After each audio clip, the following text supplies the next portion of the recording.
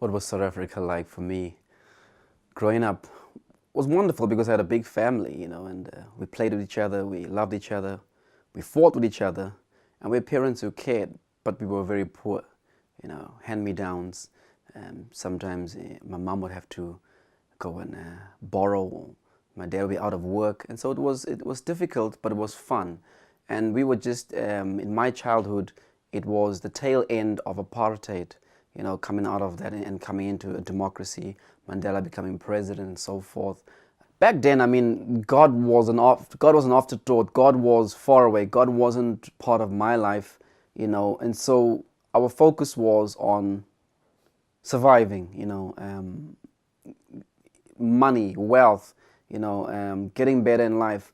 But the friends I had, some of them, obviously, the influences they had were wrong. Some of them were politically motivated, others were just survival motivated, and so we got into things that we shouldn't have got into. I was never part of any violent gang or anything like that, but there was that sense of joining a gang or belonging to something that fought for a cause. And some of the things that I saw were quite silly because this young generation that I was part of were not fighting like our parents did or like the people who fought against injustices did. They were fighting each other.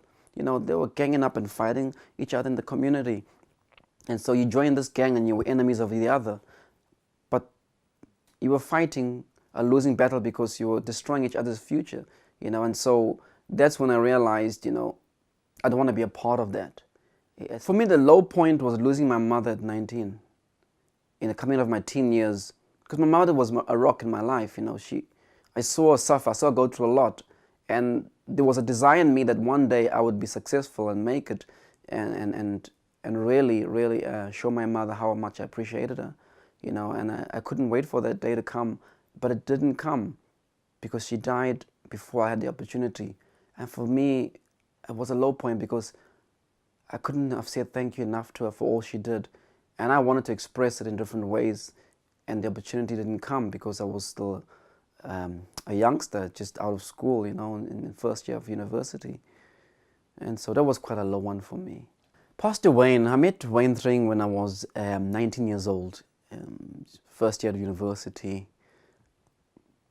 At that time, I was dabbling in alcohol and drugs, and I was in the discos and the parties, and I was at university first year, and I was disillusioned with life because I was on drugs and different things, and trying to make something of my life. My mom was on her deathbed, basically. She was very sick at the time. And I met Wayne through my brother, Leon, who had brought him to our house one evening because he felt our family needed some kind of intervention because we were poor, we were broke, we were on drugs, and me and my 6 brothers, and there was just darkness in our home. My mom was dabbling in witchcraft. So everything was happening, and on one go. And I needed an outlet. I needed a change. I needed to make sense of my life and what was happening. And that's when Wayne came in. And I was attracted to Wayne because he had something that I didn't have. I needed to get this thing because he had this peace about him, this joy about him. And he talked about this God that seemed so bright and so wonderful and so loving and kind. And I wanted what he had, and so I was attracted. The decision came when I said to myself, I had enough of this. I want to change my life from the way I'm living because I'm empty. The drugs is not helping. The alcohol might get you high, and the drugs might do it, and running around the discos and the girls. It didn't satisfy what was happening in here. There was a longing. And Wayne seemed to have had in his life a satisfaction, and a contentment with God. And so I remember going to the school where Wayne taught. And in the foyer, I didn't care who was looking, who was around. And as Wayne came down, I said, Pastor Wayne. I didn't call him Pastor Wayne then. I just called him Wayne. I said, I need Jesus. Because he had been preaching Jesus to me. He had been demonstrating Jesus, coming to the house, bringing food, groceries. But I remember that foyer, I said to Wayne, I need Jesus. I need what you've got. And he laid his hands on me and prayed. And I tell you what, it's just like a weight just lifted off me. Like every care just lifted. There was this joy that just flooded my life. And a peace that I can't even explain entered my life. And I knew something profound had happened.